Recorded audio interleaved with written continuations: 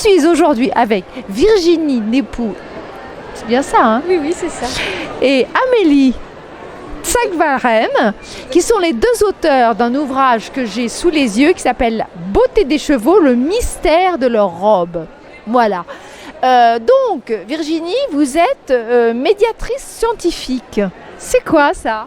Alors en fait j'ai une formation de biologiste, j'ai un doctorat en biologie et puis maintenant ce que je fais c'est en fait le lien entre la science et le grand public. Vous êtes un peu une vulgarisatrice, on peut dire.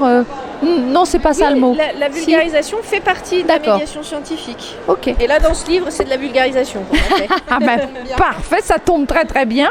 Alors, spécialiste des légendes et des races équines. Et oui, c'est arrivé un petit peu par hasard. Disons que le domaine des légendes m'a intéressée depuis la petite enfance. J'ai rassemblé des éléments par rapport au mythe de Pégase, par exemple, par rapport à la légende de la licorne.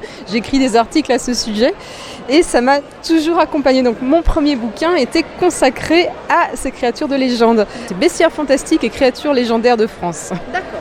Très bien. Et puis alors là, aujourd'hui, ce qui vous amène, c'est alors le mystère de leur robe, la beauté des chevaux, le mystère de leur robe. Alors, mystère, donc il y a un mystère autour de leur robe.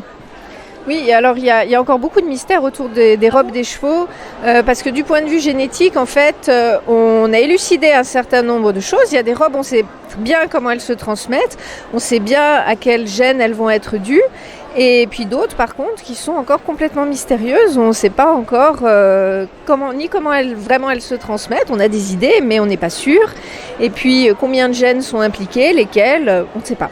Il y a des robes qui sont très communes et sur lesquelles on ne sait pas encore grand-chose. Par exemple, la robe crin lavé flaxen du Haflinger, on ne sait pas comment est-ce que ces crins lavés se transmettent en fait. Et pourtant, c'est très commun. Il y a beaucoup de gens qui adorent les chevaux alezans crin lavé, mais ça reste mystérieux.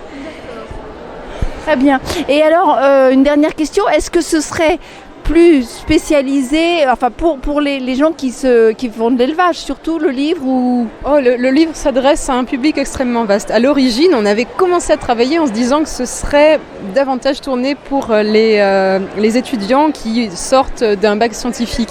Mais on a un petit peu évolué sur cette approche pour avoir quelque chose de plus accessible pour le grand public. On a vraiment fait attention à tout vulgariser, tout expliquer. C'est-à-dire qu'on va garder dans ce livre les concepts biologiques les plus pointus, mais tout est expliqué le plus en détail possible pour que tout le monde puisse comprendre. Et n'importe qui avec un intérêt pour cette question peut lire ce livre. Il n'y a pas besoin d'avoir une formation scientifique. À partir de 14 ans alors? Je pense que oui, une personne qui sera intéressée pourra tout à fait le lire. Après, peut-être qu'elle pourra le lire plusieurs fois, une fois à 14 ans et puis une fois un peu plus tard. Mais il y a énormément de matière dedans pour satisfaire tout le monde. D'accord. Vous avez entendu, énormément de matière pour satisfaire tout le monde. Ce sera le mot de la fin. Merci beaucoup Virginie et Amélie. Et puis, je vous souhaite bonne chance avec cet ouvrage. Merci.